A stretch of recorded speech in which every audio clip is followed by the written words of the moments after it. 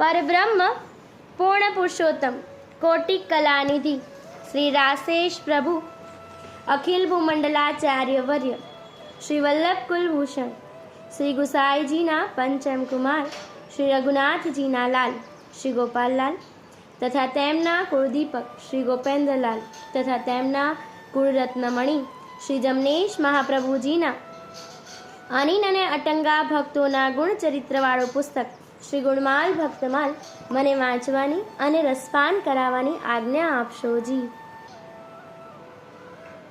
बोलो श्री गोपाल लालनी जय, श्री गोपेन्द्र लालनी जय, श्री जमनेश महाप्रभु की जय, श्री लाल जी महाराज की जय, श्री यमुना महारानी की जय, पंच भगवदियोनी जय।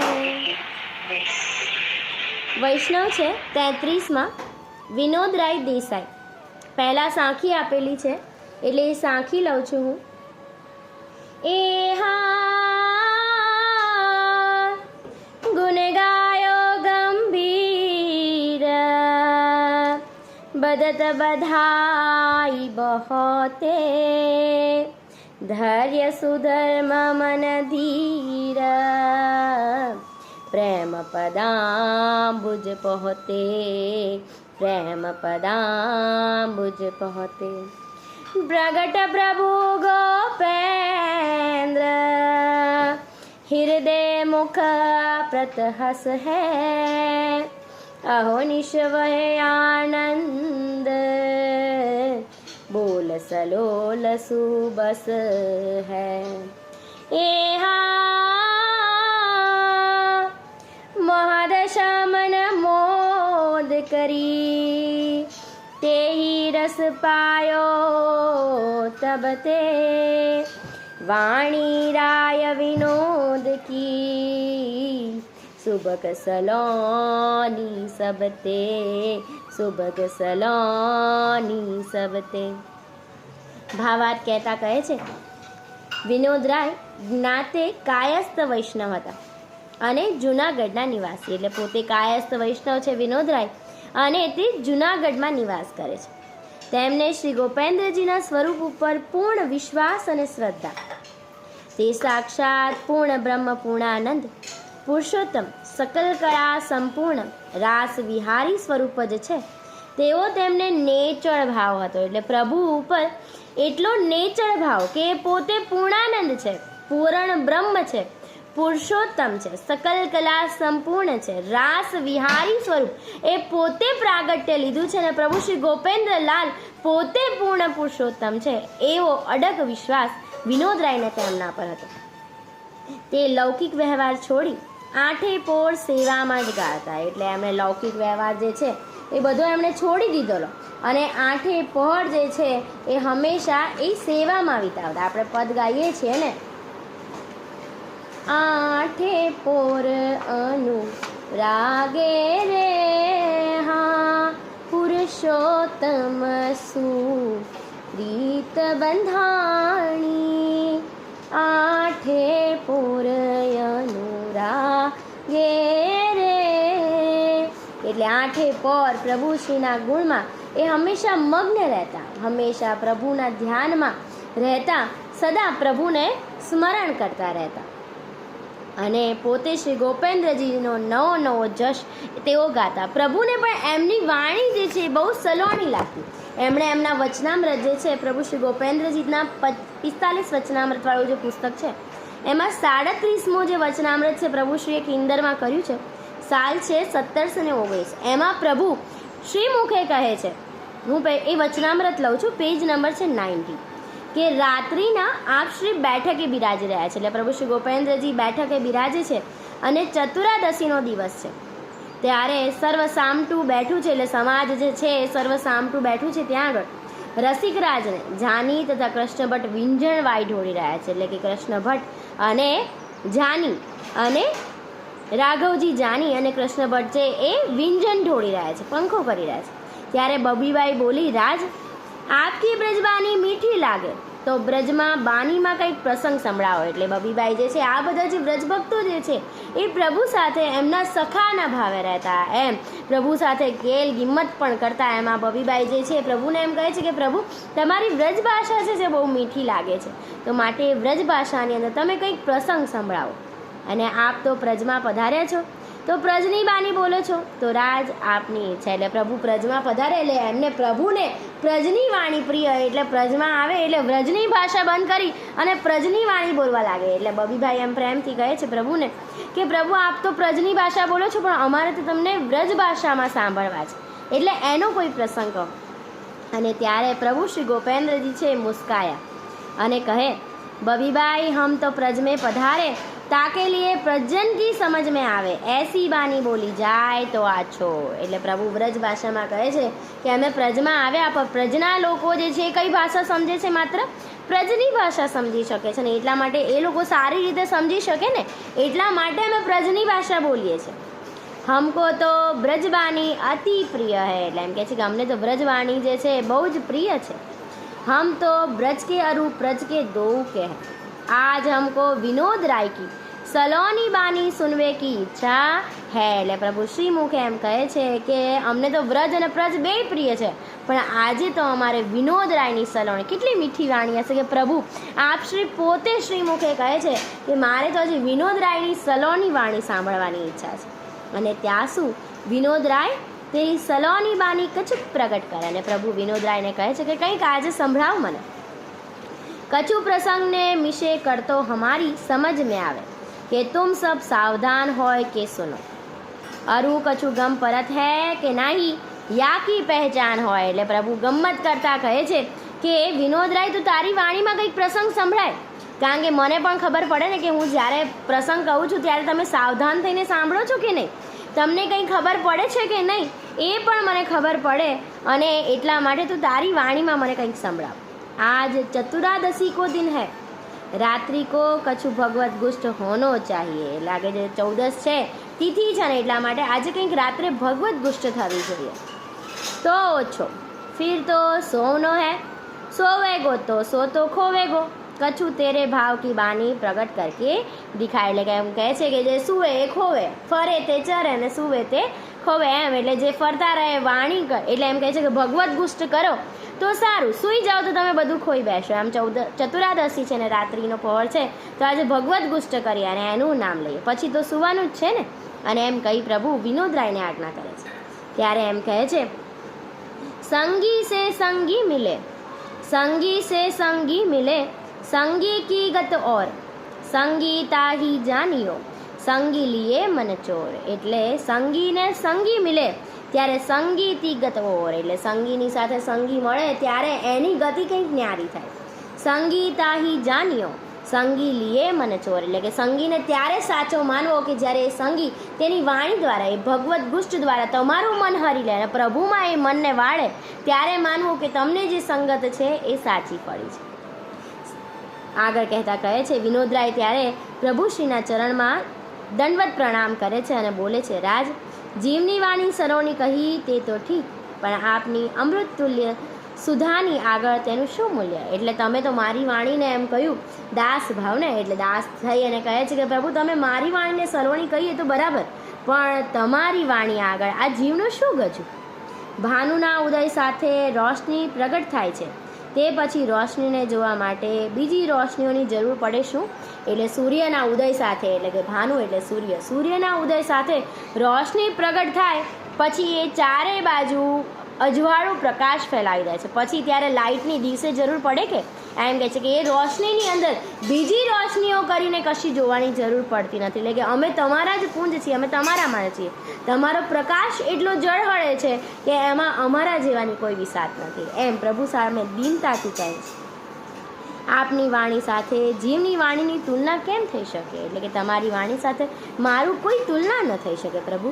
રાજ જેવી આપની આજ્ઞા, એમ કહી વિનોદરાય સાખી તથા દોહરા બોલ્યા તે લખ્યા છે. એટલે કે ત્યારે પ્રભુએ આજ્ઞા કરી એટલે જીવ આજ્ઞાને માને છે ને વિનોદરાય પ્રેમથી સાખી અને દોહરા બોલે છે. કારણ સ્વરૂપના દોહરા અને સાખી અહીંયા આપેલા છે, એની એક એક કડી ખાલી માત્ર લઉં છું. એ હા कारण रूप कली काल में जो जन जापे मुख विनोद भयो तेहि जीव को पायो परम को सुख कारण कारण करी जाने पुष्टि जन की रीत विनोद श्री गोपेंद्र जी रस रूप रहता ही में नीत રસ રૂપ રહેતા હિ મેં નીત. આગળ રસાત્મિક સ્વરૂપના દોહરા છે. આપ ઉત્તમ આપ મેં ઉત્તમ ઉત્તમ દેખ્યો આપ સોઈ ભગવદ રૂપ ભયો મીટ 84 તાપ. રૂપ લોભાનો જો રહે ભાખે દિન તાય પાર રસરૂપ જીવ એહી જાનીએ ભગવદી મેં ભર ભાર ભગવદી મેં ભર ભાર.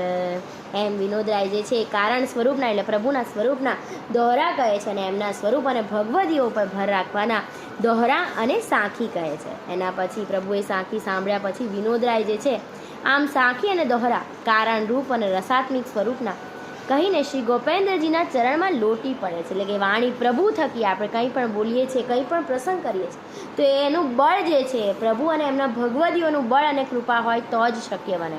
અને વિનોદરાય અત્યંત જાણે છે ને એટલા માટે બોલ્યા પછી તરત જ શ્રી ગોપેન્દ્રજીના ચરણમાં લોટી પડે છે અને ગદગદ કંઠ થઈ જાય છે અને બોલે છે, રાજ આપની મહેદ કૃપા મો માથે થઈ. આપે જે સમજાવ્યું જે ઉપજાવ્યું તેવું વર્ણન કીધું. આટલું કહેતા તો સુદબુદ્ધ ખોઈ બેઠા. એટલે પ્રભુની કૃપાથી વાણી ઉપજી પણ પ્રભુના રસમાં એટલા તરબોળ બની ગયા કે આટલું કહેતા જ તે પોતાની સુદબુદ્ધ ખોઈ બેઠા અને જમીન ઉપર ઢળી પડ્યા. શ્રી ગોપેન્દ્રજીએ ચરવી તાંબુલ મુખમાં દીધું અને કર સાહીને બેઠો કીધું. એટલે પ્રભુએ કૃપા કરી અને મુખમાં ચરવી તાંબુલ વિનોદરાયને આપ્યું અને સાવધાન કર્યા, હાથ પકડીને બેઠા કર્યા અને આજ્ઞા કરી, વિનોદરાય તે તો તારી વાણીમાં સર્વ વિનોદ વિનોદ કરી દીધું. પ્રભુ કહે છે વિનોદ તારું નામ વિનોદ એટલે આનંદ અને પ્રભુ તો આનંદ રૂપ છે અને એટલા માટે કહે છે વિનોદ તે તારી વાણીથી તો વિનોદ વિનોદ આનંદ આનંદ કરી દીધો. જેવું નામ પામ્યો તેવું જ કામ તે કર્યું. એટલે કે જેવું તારું નામ છે એવું જ કામ પણ તે આજે કર્યું. પુષ્ટિ રસની ઝલકને મલકાવી દીધી. એટલે કે પુષ્ટિ રસની જે ઝલક છે, જે રસ ભર્યો છે આ પુષ્ટિ સૃષ્ટિની અંદર, એ રસને તે મલકાવી દીધો. તારા અગાધ રસરૂપ ભાવનું શું વર્ણન થઈ શકે? એટલે કે તારો જે ભાવ છે અમારામાં એનું વર્ણન શું થઈ શકે? તારી વાણી સરસ સલોની સદા રહેશે. આમ શ્રી મુખથી આપે કહ્યું. એટલે પ્રભુએ વિનોદરાયને ચરબી તંબાલ તો આપ્યું અને એની સાથે એવું પણ કહ્યું કે સદા તારી વાણી જે છે એ સલોની રહેશે. એવું પ્રભુશ્રીએ તેમને આશીર્વાદ પણ આપ્યા. આવા પ્રભુશ્રીના અનિન ભક્ત એવા વિનોદરાય છે. વિનોદરાય પોતે હંમેશા પ્રસન્ન રહેતા અને હંમેશા એમને એવી ટેક હતી કે પોતે એક વૈષ્ણવ જે હોય એને પ્રસાદ લેવડાવીને પછી પોતે લેતા. જો વૈષ્ણવ તે તેમને ન મળે ને તો એ દિવસે તેઓ પ્રસાદ લેતા નહીં. આવી ટેક હતી અને તેનાથી પણ અગત્યની એક ટેક હતી. શું એમનું વર્ણન આપણે આગળના પ્રસંગમાં જોઈ ગયા કે ભગવદી જ્યારે જે છે ત્યારે સંગીને આપણે એમ કહીએ ને કે વૈષ્ણવ તમારી સાથે બીજો કોઈ વૈષ્ણવ થાય તો તમે વૈષ્ણવ સાચા. કઈ રીતે? તો તમારા વર્તન દ્વારા. તો અહીંયા જે વિનોદરાય છે એમનું વર્તન પણ એવું છે. એ હંમેશા શું કરતા? સેવાનું ગમે તેવું કામ હોય પોતે જાતે જ કરતા, પણ કોઈને સેવાનું કામ સોંપતા નહીં કે કહેતા પણ નહીં. એટલે કે ઠાકોરજીનું કંઈ પણ સેવાનું કાર્ય હોય તો એ સેવાનું કાર્ય હંમેશા પોતે જાતે કરતા, ક્યારેય કોઈને સોંપતા નહીં, પોતાની જાતે શ્રમ લઈને કરતા. આપણે એમ કહીએ ને કે આપણા ઘરમાં ગ્રહ સેવા, ઠાકોરજી આપણા ગ્રહપતિ થઈને બેઠા છે અને જ્યારે આપણા પતિને આપણે ઘરમાં સામાન્ય લૌકિક પતિ છે એનું પણ આપણે સર્વસ્વ કરીએ છીએ તો આ તો જગતના નાથ છે. એ આપણા ગ્રહ થકીને આવીને બેઠા પછી આપણે એની સેવા માટે કોઈને આપીએ કે પછી કામવાળાને રાખીએ કે કોઈ પૂજારીને રાખીએ કે પછી મુખિયાજીને રાખીએ તો એ યોગ્ય નથી. આપણી ઘર સેવા એ આપણી છે અને એના માટેનું કંઈ પણ પ્રભુનું કામ હોય તો એ આપણે જાતે જ કરવું. ઠાકોરજીના બર્તન હોય કે પછી બુહારી હોય કે પોતના હોય એ સર્વસ્વ ઠાકોરજીનું આપણે જ કરવું જોઈએ અને આપણે એમના માટેનું દ્રવ્ય પણ આપણા ઘરનું જ વાપરવું જોઈએ. કોઈએ પધરાવેલું એ આપણા ગૃહપતિને આપણે ન ધરી શકીએ. અને આવી રીતે વિનોદરાય પણ જે છે એ પોતાને હંમેશા ઠાકોરજીની જે સેવા છે પોતે જાતે કરતા અને કોઈને સોંપતા પણ નહીં. ઠાકોરજીએ પણ એવા ભાવવાળા એના ભગવદીને વચનને એવી ટેકને એવું પડાવતા ને જ્યાં સુધી તેઓ જીવ્યા ત્યાં સુધી પ્રભુએ ત્યાં સુધી અંત સુધી એવી કૃપા કરી કે વિનોદરાયની ટેક તૂટી નહીં. હરિ બડે હરિજન બડે बड़े हरिजन के दास हरि से हरिजन यो बड़े हरिजन के पास हरिजन के पास. એટલે હરિથી મોટા એના હરિજન અને હરિજનથી પણ મોટા એના દાસ. કેમ એવું કહ્યું?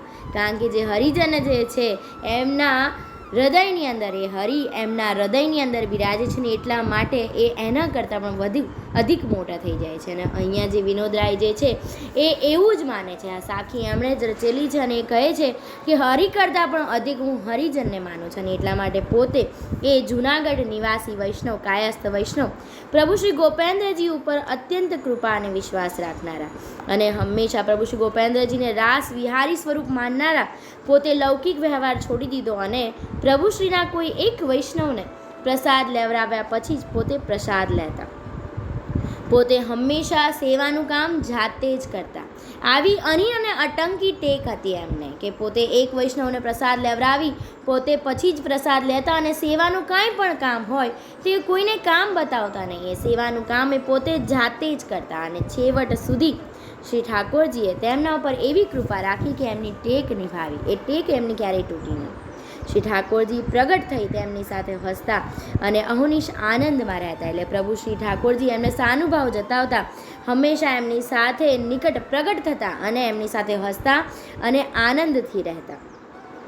જ્યારથી પોતે શ્રી ઠાકોરજીના ચરણમાં પ્રેમ જોડાયો ત્યારથી પોતે મહાદશામાં મગ્ન રહેતા. એટલે જ્યારથી પ્રભુ સાથે પ્રીત બંધાઈને ત્યારથી દુનિયાવી બધું છૂટી ગયું અને પ્રભુશ્રીમાં જ તેઓ સદા મગ્ન રહેતા.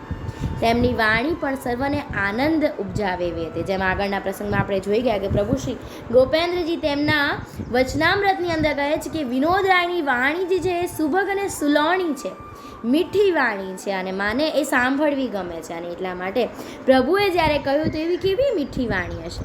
પ્રભુએ એમના ઉપર અત્યંત કૃપા રાખી. એમનો પ્રસંગ અને પોતે પણ એટલા ગુડ વૈષ્ણવ પ્રભુના જે રસ સ્વરૂપો જે છે એમના જે પ્રસંગો છે એ જાણકાર. પુષ્ટિ સંહિતામાં પણ ઘણા પ્રસંગો પ્રભુજીના તેમણે વર્ણવ્યા છે પાંચા બાબાની સાથે. અને અહીંયા પણ એવો જ એક પ્રસંગ છે હું લેવા માગું છું. પુસ્તક છે ગુષ્ટ ગુડ રસ ગ્રંથની વાર્તા. 3 દિવસનો મેળાપ. એમાં બિહારીદાસ હરબાઈબા અને વિનોદરાય એ 3 મળે છે. ઘણા બીજા વૈષ્ણવ પણ સાથે છે. એ પુસ્તકમાંથી પેજ નંબર 34 છે પેજ નંબર 32 છે. એના ઉપરનો જે પ્રસંગ છે હું લેવા માગું છું. પોતે વિનોદરાય જે છે એ દીપક. આ પ્રસંગ લેવાનું કારણ 2 અનુસંધાન. એક તો વિનોદરાયનો છે અને બીજું અત્યારે દિવાળીનો પર્વ ગયો એમાં આપણે દીપક ઘરમાં દીપોત્સવમાં અજવાળું કરવા માટે એ દીપકને પ્રગટાવીએ છીએ. તો અહીંયા એ દીપકના ઉદાહરણ દ્વારા વિનોદરાય આપણને સમજાવે છે અને એટલા માટે હું લઉં છું. બિહારીદાસ જે સમજાવે છે આગળ પ્રસંગ ઘણો મોટો છે હું અધૂરો લઉં છું કે બિહારીદાસ જે છે એ વિનોદરાયને પ્રશ્ન પૂછે છે કે દીપકની અંદર જે વાટી છે એ વાટી જે છે એ શેનું સ્વરૂપ છે અને અગ્નિ જે છે એને તો આપણે અડી ન શકીએ પણ એ અગ્નિ કઈ રીતે પ્રગટ થાય છે અને એ અગ્નિને કોણ અડી શકે એવા મારા મનમાં પ્રશ્નો ઉદ્ભવે છે. અને ત્યારે વિનોદરાય એ એમની સુભગ સુલોણી વાણીમાં જવાબ આપતા કહે છે કે બિહારીદાસ જે વાટી છે ને તે તો શુભ ભાવનું પ્રેમનું સ્વરૂપ છે. તે દિવેલને ખેંચે છે ને રસ સ્વરૂપ સ્નેહના સ્વરૂપને જ્યોતને પ્રગટ કરે છે. એટલે સમજાવતા કહે છે કે જે દીપકની અંદર જે વાટી છે ને એ વાટી તો ભાવ શુદ્ધ પ્રેમનું સ્વરૂપ છે. એટલે જ્યારે તમારા હૃદયમાં એ શુદ્ધ ભાવ ઉપજે અને એની વાટ બને ને દીપકની અંદર, ત્યારે તેની અંદર પુષ્ટિ રસ જે છે એ દિવેલ બની જાય છે અને તમારો જે ભાવ જે છે એ પુષ્ટિ રસને સિંચન કરે છે અને પીવે છે અને ખેંચે છે અને ત્યારે તેમાં જ્યોતિ ઉત્પન્ન થાય છે. અને ત્યારે એ જે જ્યોતિ ઉત્પન્ન થાય છે ને એ જ્યોતિ એ શ્રીજીનું સ્વરૂપ છે. એટલે કે તમારા હૃદયમાં જે જ્યોતિ ઉત્પન્ન થઈ એ પ્રભુ પોતે એ જ્યોતિ સ્વરૂપે બિરાજે છે અને તેનો જે પ્રકાશ ઝળહળે છે ને તે પુષ્ટિ ભગવતીનું સ્વરૂપ છે. એટલે કે જ્યોતિ જે પ્રકાશ આપે છે એ છે તેના પુષ્ટિ ભગવતી સ્વરૂપ. અને એટલા માટે જ વિનોદરાય સમજાવતા કહે છે કે પુષ્ટિ ભગવતીને વિશે પુષ્ટિ સ્વરૂપ એવા પ્રભુજી જ્યોતની જેમ પ્રગટે છે. એટલે કે પુષ્ટિ ભગવતી જે છે એ પ્રભુશ્રીની જ્યોત સમાન છે અને પ્રભુશ્રી પોતે તેમના હૃદયમાં એ જ્યોત ની સમાન એના રૂપે હૃદયમાં એના બિરાજેને સદા એ પ્રકાશ ફેલાવે છે. જેવું જેને નિર્ધાર કરેલ છે તેવા એના મનમાં ભાવ એને ઉપજાવે છે. એટલે કે પ્રભુએ જેવું નિર્ધાર કર્યું છે એ જ્યોત સ્વરૂપે પુષ્ટિ ભગવતીના હૃદયમાં બિરાજી તેને તેવા ભાવ ઉપજાવે છે. અને જો આપણે જીવ પુષ્ટિ ભગવતીના ચરણના ઉપાસિક બનીએ ને ત્યારે તેવા જીવનો અંગીકાર પુષ્ટિ માર્ગને વિશે પ્રભુજી કરે છે. એટલે કહે છે કે જ્યારે આવા જેના હૃદયમાં પ્રભુશ્રી જ્યોત સ્વરૂપે બિરાજે છે એવા અનિન અને અટંકા ભગવતીના સંગમાં જો આપણે લાગીએ અને એમના ચરણના ઉપાસિક બનીએ ને તો આ પુષ્ટિ માર્ગની અંદર આપણો અંગીકાર પ્રભુજી કરે છે. આગળ કહેતા કહે છે કે જેમ બુજી જ્યોતમાં જ્યારે સ્નેહરૂપી દિવેલ નાખીએ ત્યારે પ્રગટ જ્યોતનો સ્પર્શ કરાવીએ તો તે પણ પહેલી જ્યોતની માફક પ્રગટ થાય છે. મતલબ એક દીપક બુઝાઈ ગયો છે અને દિવેલ ખતમ થઈ ગયું છે તો તેની અંદર જો દિવેલ પૂરવામાં આવે એટલે કે જ્યોત જે છે પહેલાં તો એ વાટી હોવી જોઈએ. વાટી એટલે તમારા હૃદયની અંદર શુદ્ધ ભાવ હોવો જોઈએ. તો એની અંદર જો સ્નેહરૂપી દિવેલ પૂરવામાં આવે અને પછી કોઈ ભગવતી જે છે એની જ્યોતની સાથે વાટીને રાખવામાં આવે ને તો એ પણ બુઝેલા દીપકને પણ શું કરી દે છે, ફરીથી જ્યોત પ્રગટાવી આપે છે એની અંદર એને સર્વ પ્રકાશ એ ચારો તરફ પ્રગટવા લાગે છે. તેમ શ્રીજી અને તેવા પુષ્ટિ સ્વરૂપ સિવાય બીજા કોઈ પણ અવતારમાં તે શક્તિ નથી. મતલબ વિનોદરાય કહે છે કે આવી શક્તિ મતલબ જે પામર જીવ છે જે બીજા રસ્તે વળી ગયા છે એવા શુદ્ર જીવ પામર જીવનો પણ ઉદ્ધાર જો કોઈ કરી શકે એમ હોય ને તો એ માત્ર પ્રભુશ્રી પોતે છે. પૂર્ણ પુરુષોત્તમ એક આ પોતે છે. એના સિવાય બીજા કોઈ પણ અવતારમાં એવી શક્તિ નથી કે એ પામર જીવનો એ ઉદ્ધાર કરી શકે. અને આવા પુષ્ટિ સ્વરૂપના ચરણ ઉપાસિક વિના જે નિસ્તાર નથી. એટલે કે આવા પુષ્ટિ સ્વરૂપના ભગવદીઓ જે છે એના સંગ વિના આ પુષ્ટિ સ્વરૂપ પૂર્ણ પુરુષોત્તમના ઉપાસિક બનવા સિવાય તેનો બીજે ક્યાંય નિસ્તાર થતો નથી. તે વાત અમોને શ્રીજીએ વચનામૃત પ્રસંગે કરીને સત્ય સમજાવી હતી, જેથી હું આપ પાસે આજે કહું છું. એટલે હું પણ ત્યારે પાસે હતો. વિનોદરાય કહે છે કે પ્રભુએ વચનામૃત કર્યું ત્યારે આ વાત મને કરી હતી, બધા વચનામૃતની અંદર સમજાવી હતી અને ત્યારે હું પણ સાથે હતો ને એટલા માટે હું અત્યારે તમને સમજાવી રહ્યો છું.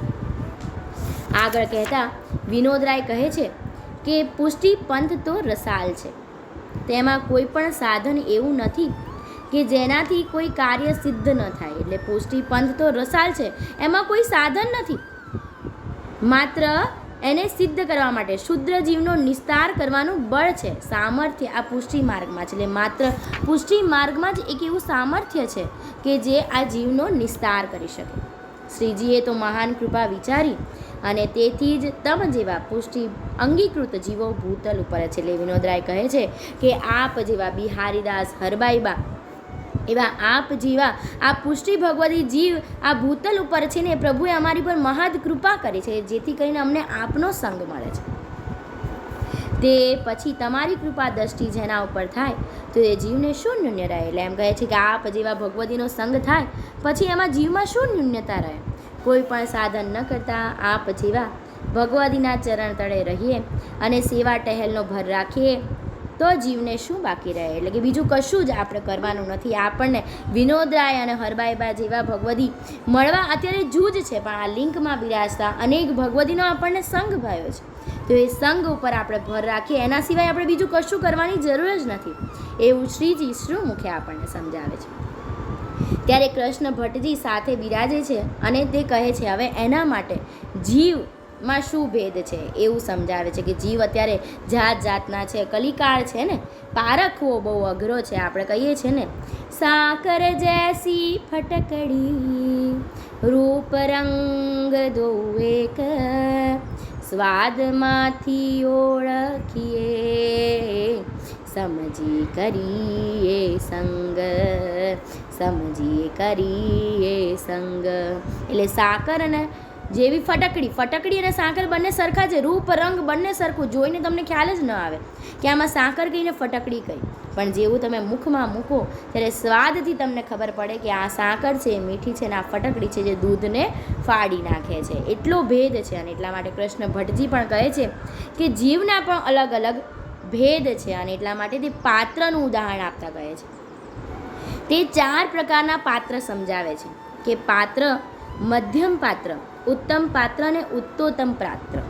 પહેલું જે પાત્ર કે એવું કહી શકાય કે તેમાં વસ્તુ ભરીએ પણ બગડે નહીં, પણ જો પાત્રની ન્યૂનતા હોય, એટલે પાત્રની અંદર જો કંઈક ન્યૂનતા આવે તો વસ્તુને બગાડી નાખી, એટલે કે થોડા સમયમાં ન્યૂન બને તો એની અંદરની વસ્તુ જે છે એ સારી રહી શકતી નથી ને બગડી જાય છે.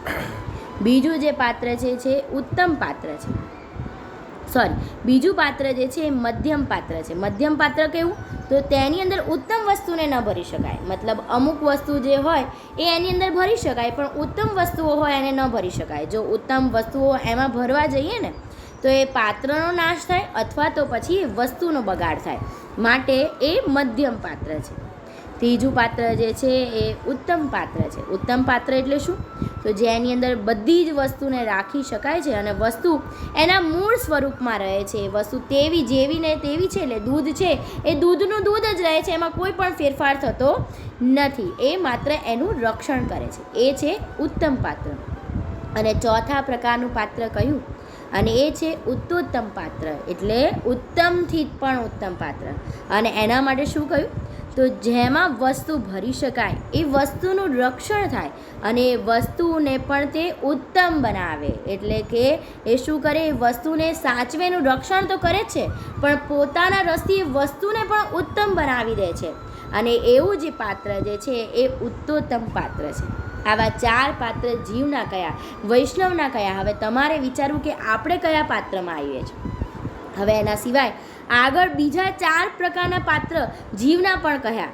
બીજા કયા પ્રકાર? તો કહ્યું હીન પ્રકાર, અપાત્ર, કુપાત્ર અને દુષ્ટ પાત્ર.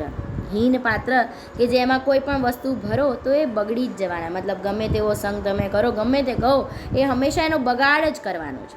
બીજું છે અપાત્ર. અપાત્ર એટલે કોઈ પણ વસ્તુ એમાં ભરો તો એમાં ટકે જ નહીં, એ પાત્ર તૂટી જ જાય. કુપાત્ર કે જેમાં વસ્તુ નાખવાથી વસ્તુના સ્વરૂપનો નાશ થાય, એટલે કુપાત્ર એટલે કે જ્યારે તેની અંદર તમે કોઈ પણ વસ્તુ ભરો છો તે વસ્તુને બગાડી નાખે છે, એનો નાશ કરી નાખે છે. અને ચોથું જે છે દુષ્ટ પાત્ર. દુષ્ટ પાત્ર એટલે દુષ્ટ સંગી, કે તેના સંગથી તમારા અંદરનું પણ સારું જે છે ને એને પણ એક ખરાબમાં કન્વર્ટ કરી દે છે, એવું છે આ દુષ્ટ પાત્ર. મતલબ એના સ્વરૂપને સર્વથા નાશ કરી અને એમાંથી કંઈક દુષ્ટ બનાવી આપે છે. આવા 4 પાત્ર કહ્યા. એની સાથે વિનોદરાય સાંકી કહેતા કહે છે કે મેં મેરી જો લો રહી, મેં મેરી જો લો રહી તો લો નહીં ઉદાસ, દાસ અપનો જબ જાનીએ દોનો રહે ન પાસ. એટલે વિનોદરાય કહે છે કે મારી અંદર મેં, હું અને મારું, આ 2 વસ્તુ જો તમારી અંદર છે તો ક્યારેય પણ તમને દાસપણું આવતું નથી. જો દાસપણું જોઈએ ને તો એ બંને તમારામાંથી નીકળવા જોઈએ, તો તમે સાચા દાસ બનીને રહો છો. અને એના માટે શેની જરૂર છે? તો એ પાત્રને સુપાત્ર બનાવવા માટે ભગવદીના સંગની જરૂર છે. પણ એના માટે બીજું શું? ભગવદી પણ સાચા, પણ ગમે તેટલો કુશળ કારીગર હોય, પણ જો એ જીવ જ એ હેમ ન હોય તો એને કઈ રીતે એ સોનાના દાગીના બનાવી શકે? એટલા માટે ઉદાહરણ આપતા કહે છે કે જેમ કુશળ કારીગર હેમના દાગીના કરે ને જે રૂપ આપે તે શોભે, પણ હેમ તો હોવો જોઈએ ને. એટલે કુશળ કારીગર ગમે એટલો સારો કારીગર હોય પણ જો એ સોનું જ નથી તો પછી એમાંથી ગમે એટલા સારા કારીગર એ ઘરેણાં બનાવે પણ એની કિંમત એ હેમના દાગીના સાથે ન થઈ શકે. એમ પ્રભુ પણ કહે છે કે શું ભગવદી તો હોય, વૈષ્ણવ તો અમે કરીએ અને ઉદ્ધાર તો કરીએ, પણ वो अच्छो તો હોનો चाहिए ને. એમ એ સારો તો હોવો જોઈએ ને, તો એને અમે અમારો વૈષ્ણવ બનાવીએ, તો એને અમારો ભગવદીનો સંગ કરાવીએ, પણ એ વૈષ્ણવ પહેલાં હેમ હોવો જોઈએ. જેમ કુશળ કારીગર સર્વઘાટ કરે તેમ તમો ઉત્તમ ભગવદીને હાથ સર્વ કાર્ય સિદ્ધ કરવાનું શ્રીજીએ સોંપ્યું છે. એટલે કહે છે કે જેમ કુશળ કારીગર સર્વઘાટ બનાવે એમ ઉત્તમ ભગવદી જે છે એના હાથે સર્વ કાર્ય સિદ્ધ કરાવવાનું પ્રભુએ આપણને સમજાવ્યું છે. પણ પ્રથમ જીવે શું સમજવાનું છે? એણે સમજવાનું છે કે પોતે એ હેમ હોવો જોઈએ, એનો ભાવ એવો ઉત્તમ હોવો જોઈએ, પોતે સોના જેવો ભાવ હોય તો જ એ કુશળ કારીગર તેને શું બનાવી શકશે? એના જેવો ભગવદી કે એના જેવો વૈષ્ણવ બનાવી શકશે, એના ચરણ રજ માત્ર. પણ આપણે પહેલાં એના માટે એવું સુપાત્ર બનવું પડે. મારા કોઈ પણ જીવના પૂર્વેના, એટલે જીવને કહે છે કે મારા કોઈ પૂર્વના સુકૃતના ઉદયને કારણે અને આ જન્મમાં શ્રીજીને કૃપા વિચારવાના અર્થે કોઈ ઉત્તમ ભગવદીના દર્શન થાય ત્યારે જાણવું જે મારું સુકૃત પૂર્વનું જે છે તે ફળ રૂપે થયું છે. એટલે કે જ્યારે આપણને કોઈ ભગવદીનો સંગ થાય ને ત્યારે જીવે એવું વિચારવાનું છે કે મારા પૂર્વેના સુકૃતનો ઉદય થયો છે. જેમ અત્યારે કલિકાળની અંદર અંતર બહુ છે, બધાને કોઈ પાસે સમય નથી, અને આવા સમયમાં પણ દરરોજ રાત્રે 1 કલાક કે 2 કલાક પ્રભુનું નામ લેવું, અને પ્રભુના નામ લેતી વખતે પણ જો આપણને કોઈ પ્રસંગમાં ખબર ન પડે, આ ગૂઢવાણી વૈષ્ણવ ભગવદીઓની છે એમાં ખ્યાલ ન આવે, તો અહીંયા જે ભગવદી બિરાજે છે આ લિંકની અંદર ભગવદીઓ બધા આપણને સમજાવે છે, કેટલી ગૂઢવાણીને સરળ કરીને સમજાવે છે, દ્રષ્ટાંતો આપીને સમજાવે છે. અને ત્યારે આપણે એવું માનવું જોઈએ કે આપણા સુકૃતનો ઉદય થયો છે ને, જેના કારણે આપણને આ લિંકની અંદર બિરાજતા ભગવદીઓનો એટલું જે દુર્લભ છે આજના સમયમાં, એ સરળતાથી આપણને એમની વાણીનો લાભ મળે છે. પણ આ સમયની અંદર આ ભગવદીઓ શું કરે છે? આ ભગવદીના સંગના પ્રાપ્ત વિશે આપણે તે સમયે શું રાખવાનું છે? એ ભગવદીની વાણી ઉપર, એમના વચન ઉપર આપણે વિશ્વાસ રાખવાનો છે, માનવાનું છે કે હું કૃતાર્થ થયો કે જેથી કરીને આ ભગવદીનો સંગ મને મળ્યો.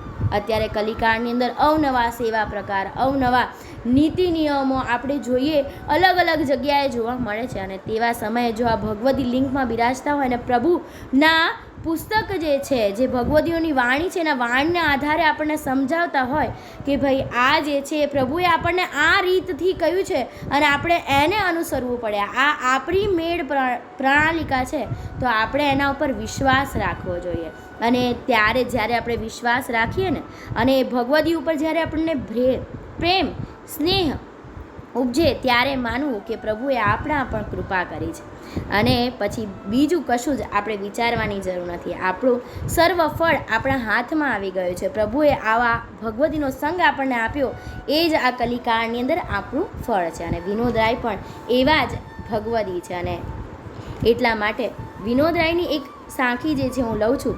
હરિજન આવે બારણે હરખે નમાવે શીશ, ઉનકે મન કી વે જાને મેરે મન જગદીશ. એટલે વૈષ્ણવ કોઈ પણ બારણે આવે ત્યારે વિનોદરાય એમ કહે છે કે હું તો હરખથી શીશ નમાવું છું, એમના મનમાં જે પણ હોય એ પોતે જાણે, પણ મારા મન તો એ જગદીશ છે. એમ આપણે પણ આજના સમયમાં જે વૈષ્ણવ આપણા ઘરે આવે છે એમનો આવો જ આદર અને સત્કાર કરવો, અને ભગવદીની વાણી ઉપર વિશ્વાસ રાખવો. અહીંયા વિનોદરાયનો પ્રસંગને હું પૂર્ણ કરું છું અને મારી વાણીને પણ વિરામ આપું છું. જો મારાથી કોઈ પણ ભૂલચૂક થઈ હોય તો મને દાસના પણ દાસ જાણી ને ક્ષમા કરવા વિનંતી. સર્વે વૈષ્ણવોને મારા જય શ્રી ગોપાલ.